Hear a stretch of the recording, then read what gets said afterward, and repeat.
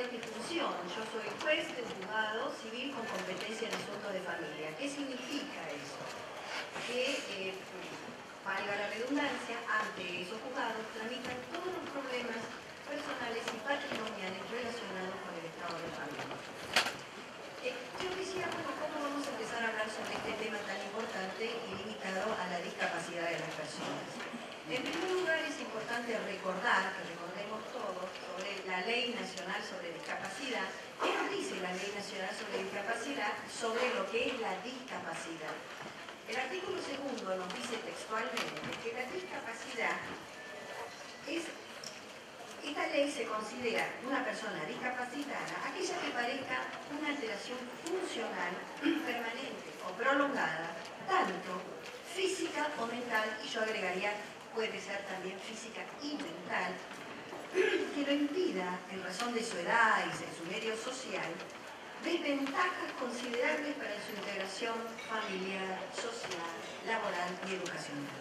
Entonces, esta persona tiene algún impedimento, sea físico o sea mental, que le impide desenvolverse habitualmente, normalmente, como el resto de las personas que no tienen estas dificultades en su vida cotidiana. Yo me voy a limitar a las limitaciones no físicas sino mentales. ¿Por qué? Porque en los juzgados civiles de familia tramitan todos los procesos de incapacidad de las personas y todos los procesos de internación de las personas. Los juicios de incapacidad, el juicio de procesos de internación, han sido ampliamente modificados a partir de diciembre de 2010 con una nueva ley de salud mental, la ley 26657, que ha modificado sensiblemente este tipo de procedimientos. Antes de seguir hablando sobre este tema, es decir, hay muchos funcionarios que intervienen en las internaciones psiquiátricas de las personas y los procesos de incapacidad, pero uno de los funcionarios absolutamente necesarios son los defensores de menores e incapaces. Entre ellos, me presento a la doctora Porcilia de Verde.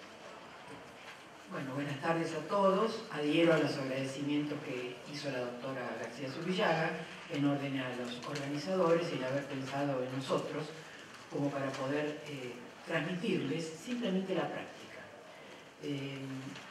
Yo, desde mi función, quisiera explicarles, como no son todos abogados los que están aquí, qué es el Ministerio Público y qué somos nosotros, es decir, cuál es nuestro rol, nuestra función. El Ministerio Público de la Nación está integrado por el Ministerio Público de la Defensa y el Ministerio Público Fiscal, es decir, los defensores y los fiscales. Los defensores dependemos en última instancia de la Defensora General de la Nación y los fiscales de la Procuradora General de la Nación. Nuestras funciones principales es el Ministerio Público es un ente independiente, libre de decisión, no depende de nadie más que de la Defensora General de la Procuración y en última instancia la Defensora General depende de Presidencia, el juramento se lo toma el Presidente, pero lo que les quiero significar es que somos totalmente independientes del Poder Judicial. Es un ente autónomo, tiene autoridad financiera, institucional, y nuestros dictámenes no son vinculantes para los jueces. Es decir, nosotros tenemos la total y absoluta independencia para opinar, como nos parezca en los expedientes judiciales, y los jueces pueden o no seguir nuestro consejo. A diferencia de la doctora García Zubillaga, que tiene específicamente determinada la función en los temas de familia, nosotros los defensores tenemos una competencia, para hacerlo de forma más amplia, porque actuamos en todos los juicios civiles, comerciales, laborales, en que un menor o un incapaz sea parte. Y esa interdependencia de distintos fueros nos hace tener una gran posibilidad de intervenir en la defensa de las personas, de los integrantes de la sociedad, siempre que sean menores o incapaces. Antes de la sanción de la ley que mencionaba la doctora, la intervención nuestra era mucho más amplia. A título de ejemplo, los turnos, las defensorías tienen turnos, ¿no es cierto? Cuando teníamos un turno, no sé, concurría un administrador de un consorcio a pedirnos la internación. Un ejemplo doy, ¿no? De una señora que vivía, o un señor que vivía en el edificio y que a criterio del administrador generaba peligro, ¿no es cierto?, para sí o para terceros, porque deja el gas prendido, porque prende basura, en fin, con infinidad de factores que son de uso continuo, ¿no es cierto?, en los juzgados. Entonces él decía, internenla. Y nosotros labrábamos un acta y pedíamos al juzgado que se internara. Con la sanción de la ley se cambió ese criterio porque la potestad de decidir la internación ya no recae en el juez directamente, sino en los efectores de salud.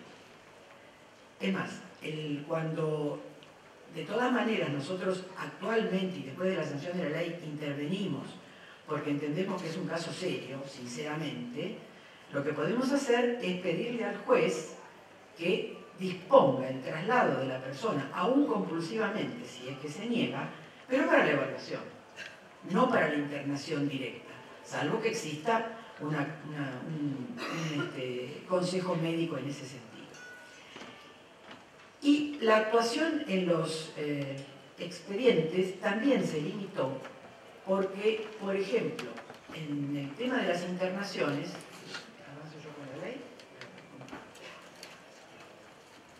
las internaciones pueden ser voluntarias o involuntarias, ¿no es cierto?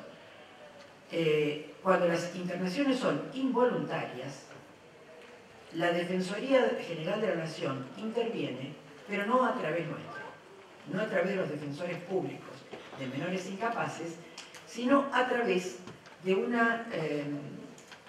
ente que depende también de la Defensoría, que se llama Unidad de Letrados del artículo 22 de la ley. ¿Qué significa esto? La Ley de Salud Mental, en su artículo 22, establece la obligatoriedad que toda persona internada involuntariamente cuente inmediatamente con un abogado que lo represente.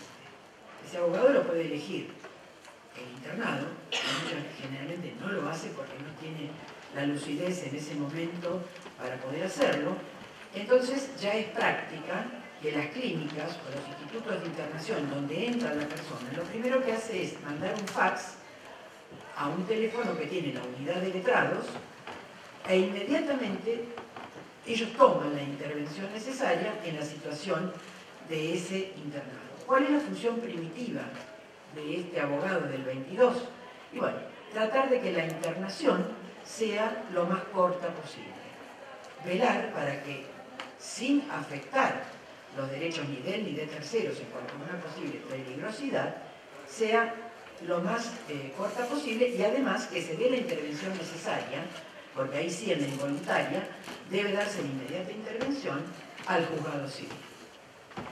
Esa unidad de letrados, mayores o menores.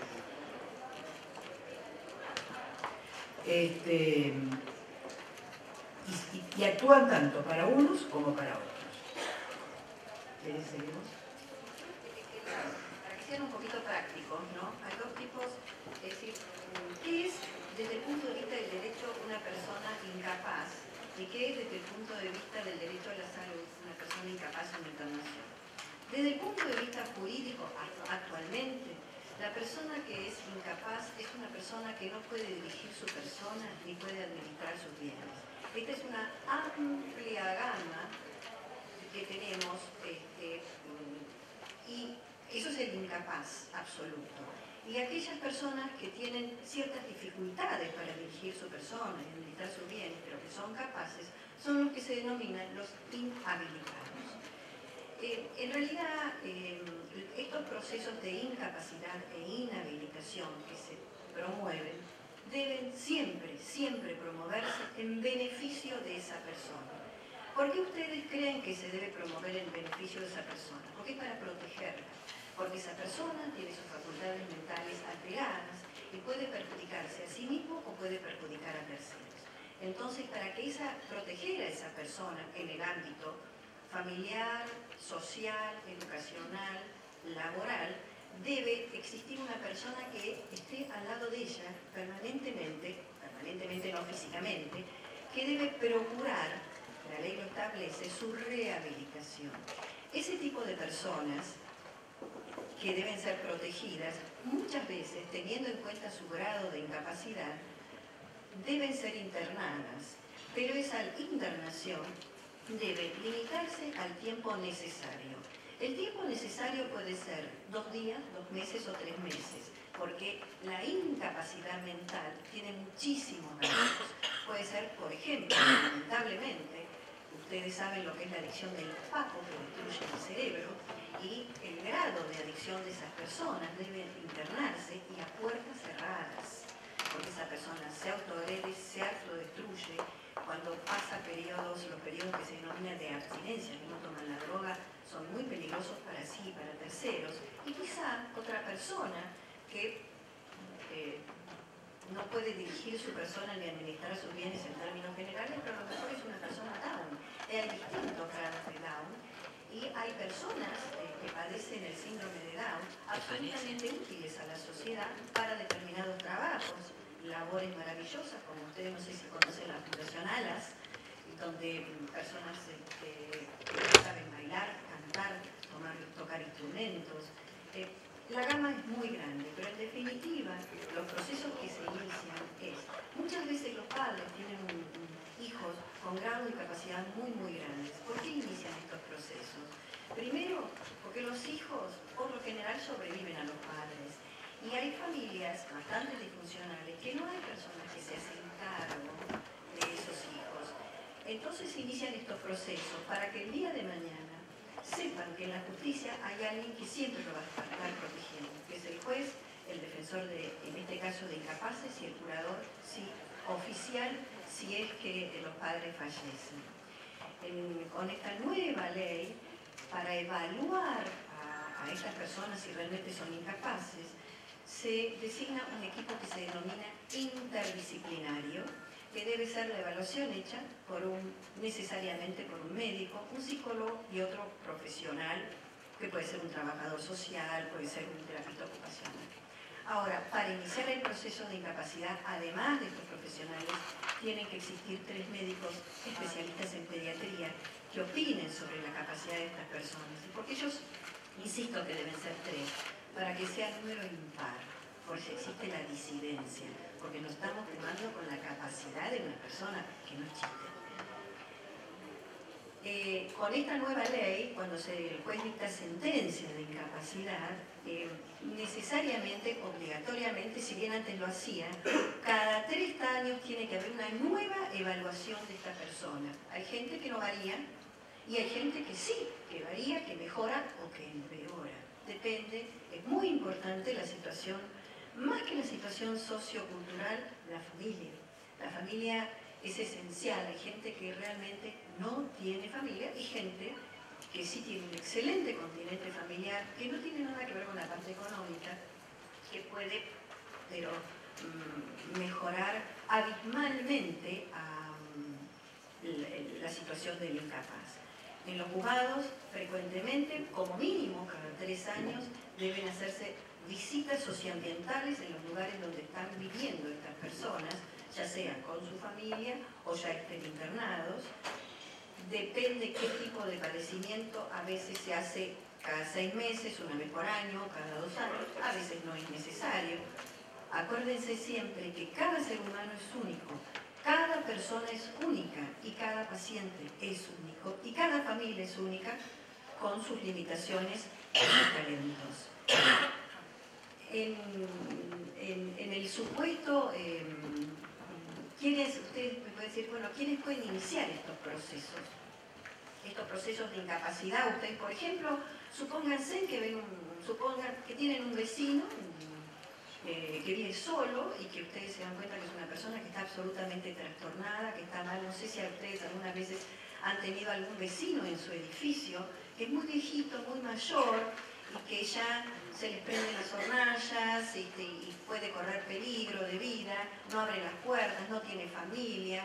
¿Qué hacen? ¿Qué hace un vecino ante esto? Bueno, ¿qué hace el administrador del consorcio? No hay familiares, no hay nadie. ¿Qué se hace? Se hace una denuncia en la Defensoría de Menores e Incapaces diciendo cuál es la situación de esa persona y qué es lo que hace el defensor. Cuando yo les decía en los turnos, es esto que dice la doctora. Nosotros lo primero que tratamos de ver es si hay algún tipo de familia continente, porque a veces el administrador, por ejemplo, o el vecino no lo conoce, pero realmente existe. Entonces, primero investigamos esa situación. Y después, si no hay, tenemos siempre la posibilidad de recurrir al PAMI. El PAMI tiene un sistema que funciona bastante bien, y como hay un PAMI en cada zona, y hay médicos de cabecera, y hay asistentes sociales, en general, si la persona vive en un departamento, distinta es la gente en situación de calle, ¿no es cierto? El que vive en un departamento generalmente, de alguna manera, se mantiene y se presume que si es anciano, tiene una pensión. Es decir, se hacen todo ese tipo de averiguaciones y finalmente se promueve la acción de incapacidad con un pedido de evaluación, como les decía al principio, a través de PAMI o a través de un hospital público. En fin, hay distintos efectores de salud para hacerla, y si encuadran algunos si es el informe interdisciplinario que la persona necesita la promoción de un juicio de interdicción, el mismo defensor lo promueve. E inmediatamente en el primer auto de escritura de prueba se le designa un curador, que en este caso va a ser el oficial, y el curador oficial va a tener la intervención directa en el cuidado del presunto incapaz, y va a tener el control del defensor de menores. Si está internado, también el del artículo 22. Es decir, entonces, que tenemos en cierta forma cubierto el espectro, en cierta forma no, lo tenemos cubierto, el espectro de asegurar los derechos que la Ley de Salud Mental establece para todas las personas.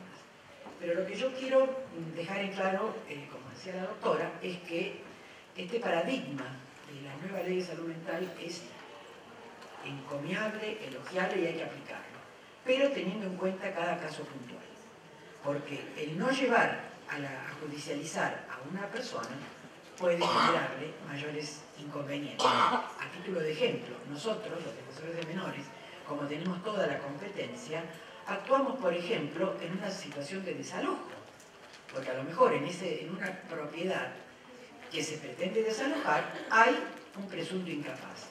Entonces, el defensor de menores se presenta en el juicio patrimonial, en el juzgado patrimonial, donde se está intentando desalojarlo, se suspende el procedimiento, se utilizan distintos sistemas de buscarle un lugar y se le da intervención al juez de la insania si es que está iniciada, o se promueve si es que evidentemente se nota que en el mismo sentido, no sé, a través de la intervención por una persona con presunta incapacidad, se intervienen las sucesiones, de manera que se le puedan preservar los bienes. Nosotros intervenimos en los juicios sucesorios donde hay un menor o un incapaz, de manera de, si están bien representados por sus representantes legales, nosotros acompañamos, pero también ocurre situaciones en que los representantes legales, padres, madres, no tienen la suficiente capacidad como para defenderlos, capacidad me refiero cultural a lo mejor, como para defenderlos como corresponde. Entonces la Defensoría pide al juez patrimonial distintas medidas como para poder protegerlos. Es decir, entonces, que la judicialización hay que tratar de evitarla cuando las circunstancias están dadas y requerirla cuando verdaderamente la intervención judicial y en todo caso la designación la decisión de declarar a una persona incapaz sirve en beneficio y no en detrimento de sus derechos.